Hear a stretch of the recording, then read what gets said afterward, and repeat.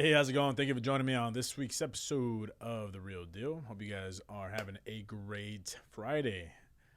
So, let's talk about how we can use your savings more effectively when you're purchasing a house. This is something that comes up in every conversation that I have with clients that have some savings or they're refinancing their house to take money out to purchase their next home, or a client that's selling their home and they're in that process of, using those proceeds to purchase their next home. Now, I'm going to suggest to not put all of your money into your next home because after a certain point, every 20 grand that you're putting into your house is only saving you about $100 a month. Okay. Now, this is primarily going to apply to conventional financing. Some of these tactics that I've used with clients. With FHA, it doesn't really work out too well, and I'll explain why that is. I've had a lot of clients this year take advantage of refinancing their homes, taking cash out of their homes to buy their next home, or selling their homes, of course, and buying their next home without having to put all those proceeds into the house. And that's the idea. I mean, to me, it would be better to have, an extra 30 grand sitting in your bank account and, for a rainy day or for an investment or for that one car purchase that you've been wanting to make, as opposed to putting all that money into your next home. Now, if you're the type of person that's like, I want the absolute lowest possible monthly payment, $100 a month is a big deal to me, then go for it. Put all that money into the next home because that really is going to be the only way that you're going to have the absolute lowest monthly payment. There is no other trick around that, right? But this is going to be more for somebody that's just kind of like, hey, I've built some great equity, right? And now I want to use that equity, but I also don't want to put all that money into the next house. One of my most recent clients that's actually closing today did precisely that. Refinanced, took some money out of the house, so that way she can purchase her next home stress-free without having to do a simultaneous closing, right? So she refinanced a couple months ago, took the money out. She purchased her next home with just 5% down, prepaid the mortgage insurance, and then now she's going to close on her home, rent her current home out for a couple months if needed, or just sell it. And now she's going to be able to get the remaining profits that she has left in her house. So I'm going to go ahead and switch over to one of my calculators that I have set up already to give you guys kind of a breakdown of how it makes sense and how that extra cash really won't make a whole lot of sense. All right. Let's see here. So we got a payment breakdown here on a $350,000 house. Now this is what the payment breakdown would be right now with, FHA financing, a moderate credit score of around 680, nothing too crazy, right? That's one of the things with FHA financing versus conventional financing is conventional is going to weigh heavy with your credit score. To get those premium interest rates, conventional financing is going to want you to be at 680 or higher, preferably 700. FHA, you can be at a 640 right now and get a 2.75% interest rate. Now, with FHA financing, I'm giving you guys an example at $350,000. Now, right now, the FHA limit is only about $344,000, but I do anticipate that going up next year. Last year it went up, I believe, $30,000. So the previous purchase price, I think at the time was only $315. 2020 it went up to $345. I assume next year it's going to go up another 30 grand just because of the way things have been going.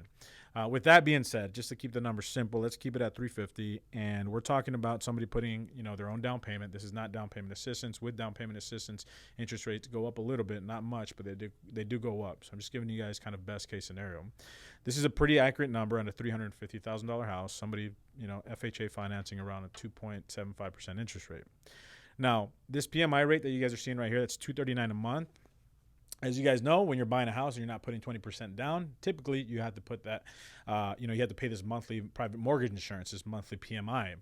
However, with conventional financing, if the numbers make sense, if it makes sense, you can actually prepay that mortgage insurance and reduce your overall monthly expenses by sometimes a significant amount, right? So let's switch gears and go from FHA to conventional because this only works with conventional financing. Actually, while we're on FHA, let's do this real quick. So let's say you have 20 grand saved in the bank, right? or you refinance your house and you have 40, 50, 60 grand in the bank. And for whatever reason, maybe credit score or debt to income ratios, you only qualify for this particular type of loan program, right? Then let's say you already have your minimum down payment of $12,250, and you're like, hey, what would happen if I just put an extra 10 grand down? Right now the monthly payment is $1,947, so an extra 10 grand is only going to drop your payment down that much, right? So if we're going from 22,000 back down to 12,000, I mean, look at the difference, how insignificant that difference is. It just doesn't make sense, to put all that extra money down with FHA financing, right? Now let's switch gears and let's go over to conventional financing. Now with conventional financing, let's anticipate a 5% down. That's ideally where you're going to get the best break in interest rates and PMI rates. So let's assume a conventional house, $350,000, right? One thing that you can do if it makes sense, and I say that because sometimes your credit score, it may not make sense to do this, but if it makes sense, you can prepay your mortgage insurance, and that saves you quite a bit of money, right? So now you're down at $1,687 a month by prepaying your mortgage insurance. At this price point, with a moderate credit score of around 680, 700, it's going to cost you about $5 grand to prepay your mortgage insurance. So now you have your down payment of $17,000 plus your prepaying your mortgage insurance of about $5,000. So that's putting you at about $22,000, $23,000 down.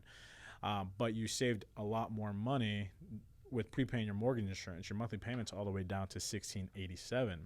So now that you've prepaid that mortgage insurance, though, right? Now that mortgage insurance is gone, every 20 grand you're going to add to that down payment is only going to reduce your monthly payment by those $100 a month that we were talking about. So if we're going, and we're putting an extra 10 grand down, let's get rid of the PMI again. Your payment went down to $1,646, right? Let's go and take it up a notch. Let's put another 20 grand down, payment $1,605. So it just does not make sense. Once you've put enough money down, 5% down, and once you've prepaid your mortgage insurance, it just does not make a whole lot of sense to keep adding more to that. I mean, save your money and use it to potentially buy an investment property a couple years down the road if homes do drop in value, because you want to have as much possible, just liquid cash on you for whatever reason, medical bills, an investment property, a business, if you want to start a business. Once you've put in that down payment, the minimum down payment, and you've prepaid the mortgage insurance, there is no reason to continue to put more money into the house unless you absolutely need to do that. And the reason I say absolutely need to is because maybe the debt ratios don't work out unless you do that, or maybe because you're that one type of person that just wants that absolute lowest monthly payment. So if you're somebody that's been saving up some money, you have money in your 401k, if you have money, in stocks, which stocks are doing great, if you have proceeds from your refinance, right? I would highly, highly, highly recommend, if you have a house, if you have equity in your house, this is the best time to refinance, because you're going to be able to maximize the amount of money you're going to take out of that. So just because your house, let's say your house is worth $350,000, but you purchase it at $300,000, that doesn't mean you can take 50 grand out. You have to still leave 80% in there. So because of that, sometimes people, cash out refis aren't a good option. But if you can take advantage and tap into the equity that you have in your house, do a cash out refinance, take advantage of those super low interest rates, and then just kind of hold on to that money when the opportunity presents itself to buy your next house, to make an investment, for whatever reason. But my advice to you would not be to put all that money into your next home unless you have to. Okay. So that is, and that's very technical. Obviously I broke it down, putting the numbers in. If you guys want to go over that in further detail, if you are in that situation where you want to have a low monthly payment, you're ready to make a purchase, home prices have gone up, but interest rates are so low, these are going to be strategic ways to keep your monthly payment as low as possible. So that way you can get into the next home that you want to get into without spending all your cash. Alrighty, guys. Thank you much. Have a great Friday. Enjoy this beautiful weather. It's going to start cooling down, and have a good one.